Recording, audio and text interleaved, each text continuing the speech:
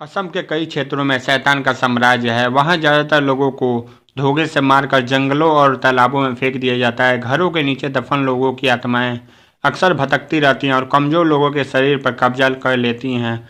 कुछ ऐसा ही भयानक अनुभव मेरी मौसी के साथ हुआ। यह बात तब की है जब मेरी मौसी का बेटा पैदा हुआ था और प्रसव के बाद उनका काफ़ी शरीर दुर्बल और कमज़ोर हो गया था।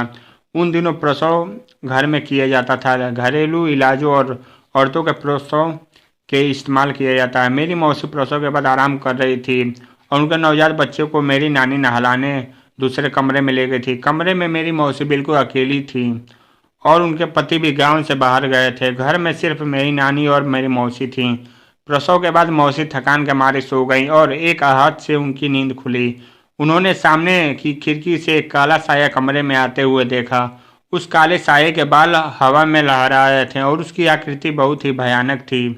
वह अपने हाथ मौसी के गले की तरफ बढ़ा रहा था। इतने में मौसी जोर से चीखी और नानी वहां पहुंच गई। मौसी ने सारा किस्सा बताया तो नानी ने गौर किया कि उनके सिरहाने कोई चाकू या हाथ में कोई रक्षा धागा नहीं बंधा है। फिर नानी ने मौसी के हाथ में हींग और सरसों के दाने काले कपड़े में लपेटकर बांध दिया और उनके बच्चों के हाथ में भी बांधा। मौसी के पूछने पर नानी बताया कि अक्सर ऐसे काले साए कमजोर या दुर्बल शरीर में प्रवेश करते हैं और अपनी अधूरी इच्छाओं को पूरा करते हैं। प्रसव के बाद नानी मौसी के पास सुरक्षा धागा और सिरहाने चाकू रखना भूल गई, इसलिए मौसी को उस काले साए का सामना करना पड़ा।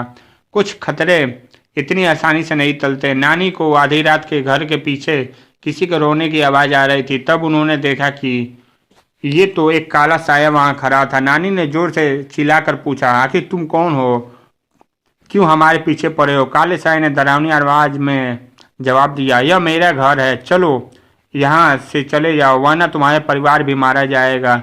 नानी उस वक्त से बहुत डर गए क्योंकि उस घर में नवजात बच्चे को भी उस काले साये से खतरा था। अगले दिन नानी ने एक पंडित को घर बुलाकर सारा किस्सा सुनाया और पंडित जब घर के पीछे गए तो उन्होंने काली शक्तियों को महसूस किया। पंडित ने सारा मुआयना करके इस इलाके में जितने भी घर बने हुए थे उन सब के नीचे कई लाशें दफन है। यह इलाका सबसे घना जंगल हुआ करता था और फिर यहाँ धीरे धीरे लोग घर बनवाने लगे। इस घर का कोई भी ऐसा ही राज होगा जो आपको जीने नहीं देगा। ऐसा शापित स्थान निर्दोष परिवारों की बलि मांगने आप लोग जल्द से जल्द यह घर खाली कर दो। यह तब तक यह रक्षा मौली अपने हाथों पे बांध लो। मौसी के पति को वापस आने में 2 दिन बाकी थे। बिना वक्त गवाए मेरी नानी और मौसी अपना धागा बांधकर दूसरे गांव चले गए और मौसी ने अपने पति को खत लिखकर सूचित कर दिया। आज भी इसी दर से लोग घर बदलने से पहले इसे इतिहास पता कर लेते हैं क्योंकि ऐसे भूतिया अक्सर लोगों को महंगे पड़ते हैं। यह कहानी आपको कैसी लगी कमेंट करके जरूर बताएं। लाइक सब्सक्राइब करें। धन्यवाद।